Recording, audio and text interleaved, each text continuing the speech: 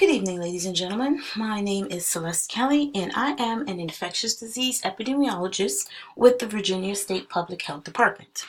This evening, we will be discussing the new emerging disease of Carsoniotosis and the diagnostic testing for this disease, the Leishmanoma test.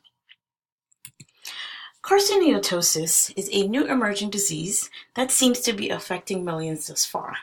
It has taken some time for all the information on this disease to be compiled and for the effective diagnosis and treatment options to become available. There is still so much to learn about this disease and about the Leishmanoma test. Carsoniotosis, and here's a little background information that we are at this point in time in the early stages of this disease. This is what we are assuming about this disease, is that it has a high pathogenicity, a high virulence, a high infectivity, and a high mortality rate. A study was conducted, population-based study of 10,000 individuals, and this was the information that we obtained from that test. We looked at individuals with the disease, individuals without the disease, and individuals tested both positive and negative for the disease. Along with this study, the test that was conducted, the diagnostic test that was conducted, was the Leishmanoma test. This is a diagnostic test that is conducted to confirm the presence of the disease and to see if an individual presents any symptoms of the disease that may prove positive. This test is very simple, very straightforward, and very cost-effective. The test entails a vital signs taken, and a questionnaire that is completed. This questionnaire actually gives us a timeline that the individual can provide based on symptoms arising and stuff like that. Finally, the final part of this test was a blood test. Blood test is conducted so that more advanced testing, blood is collected so that more advanced testing can be conducted. Based off of the study that was conducted with 10,000 individuals, 10,000 participants, and the Leishmanoma tested, this is the results that we obtained.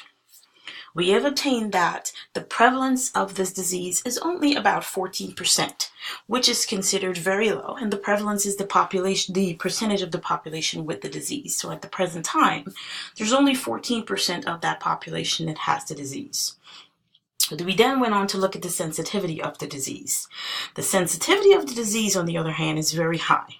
This is where testing on an individual is conducted to see if the disease, if an individual that's testing positive for the disease, and the results. If someone that has the disease, do they test positive for the disease or not? And this was a 91% testing. Then we went on to look at the specificity of the disease. This is where an individual is tested.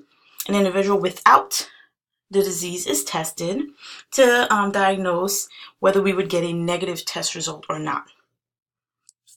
So this actually came up with 15.8%. So this shows that the disease has a very low specificity.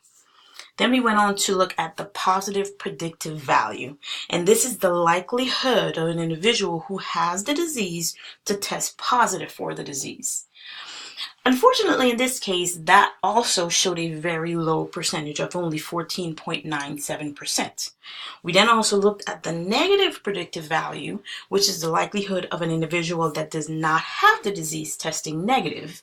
And in that case, that gave us a 91.5%, which is great because it shows that if someone does not have the disease, there's a very high probability that the test and the diagnostic testing will identify that. In conclusion, after performing the Leishmanoma test and reviewing the calculations from the population information, I have concluded that the Carsoniotosis disease has a low prevalence, high sensitivity, low specificity, low positive predictive value, and a high negative predictive value.